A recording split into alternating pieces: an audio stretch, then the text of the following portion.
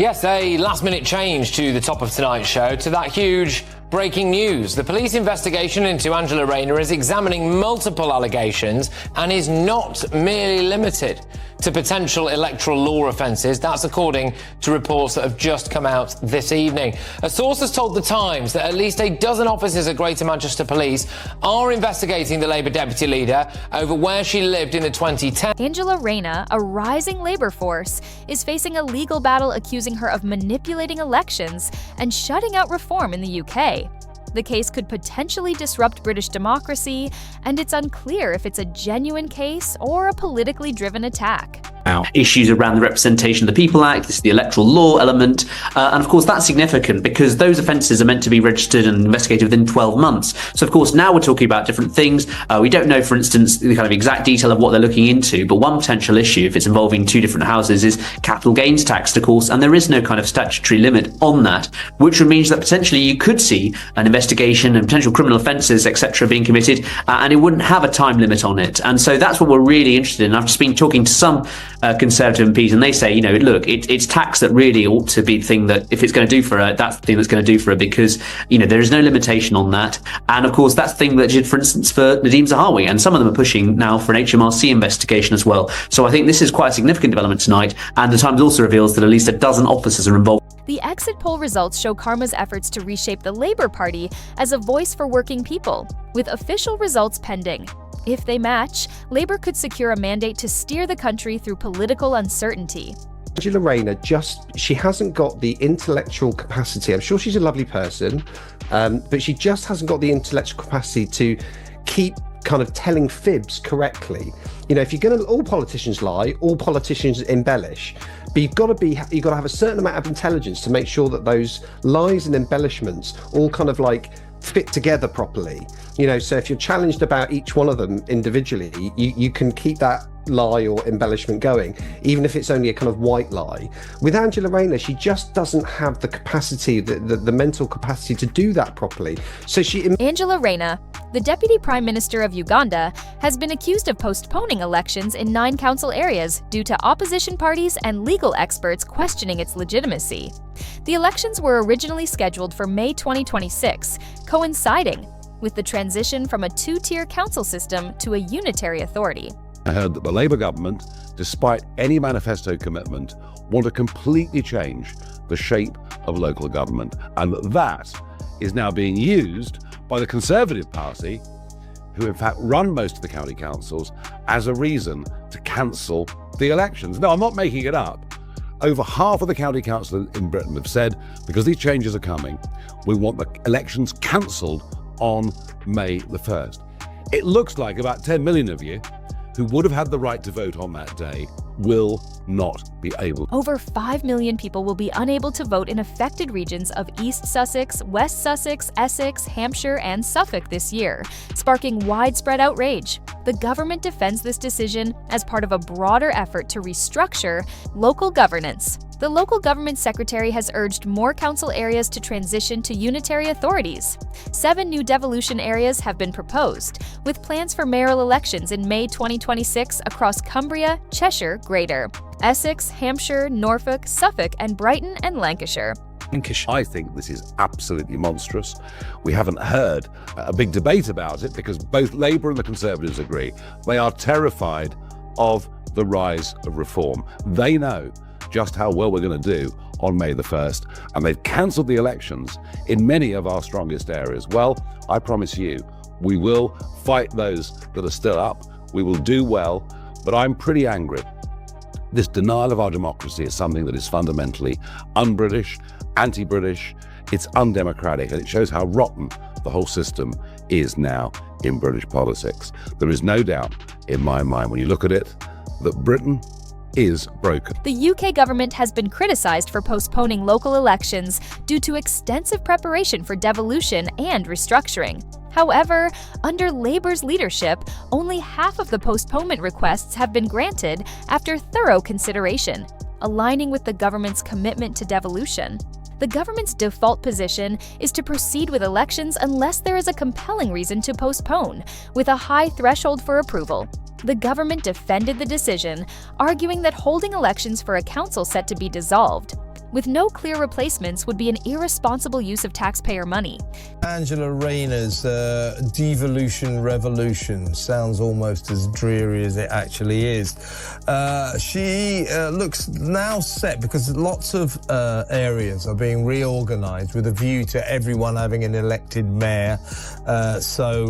Already, I believe Greater Lincolnshire, Hull and East Yorkshire have been assigned mayors, or at least they will be allowed to vote for their mayors.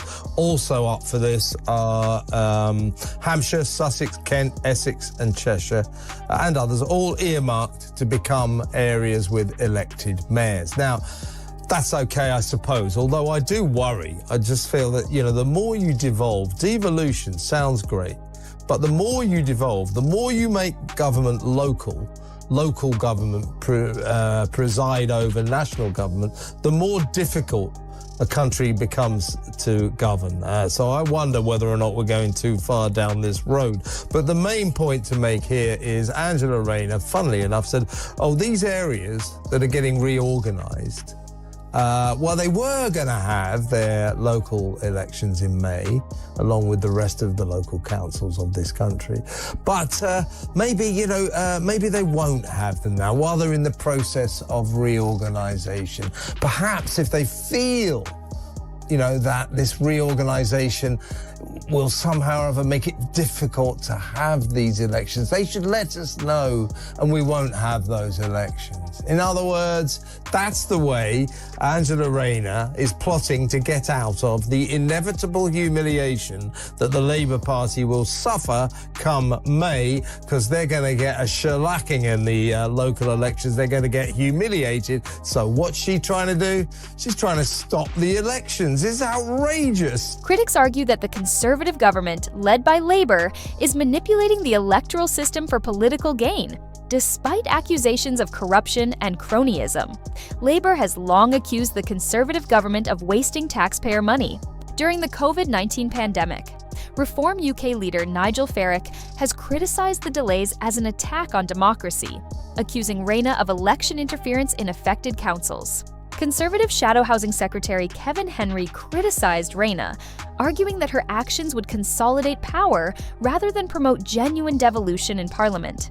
Henry argued that Rayner was creating new strategic authorities aligned with Labour's central government, aiming to advance an unpopular socialist agenda under the guise of local government reform. There might have been a couple of sort of fairly vague lines in the Labour manifesto talking about increasing devolution, but nothing on the scale of what's been foisted upon these counties. And so there's 9 councils, mixture of counties and unitaries, that have had their request to cancel their elections accepted. There were a number of other councils that tried, and quite frankly, it's a disgrace.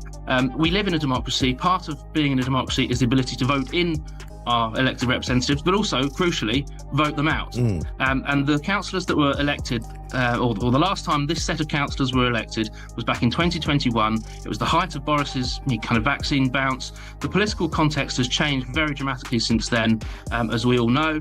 And we think that even if the government and councils want to go ahead with these structural changes, we think these elections should be used as an opportunity for those people who want to carry on those negotiations to get the mandate to deliver the change they want. If you want to take on more powers, then you need to also be held to account for the way that you've exercised the powers you've already had. So in Essex, in Surrey, in Hampshire, Isle of Wight, and Sussex, these councillors are getting away with the ability to hide from their electorate, and that's outrageous. 5.5 million people are being denied their right to vote. Polling expert Lord Haywood claims that Angela Rayner's postponement of key local elections has hindered Reform UK's chance to gain its first council.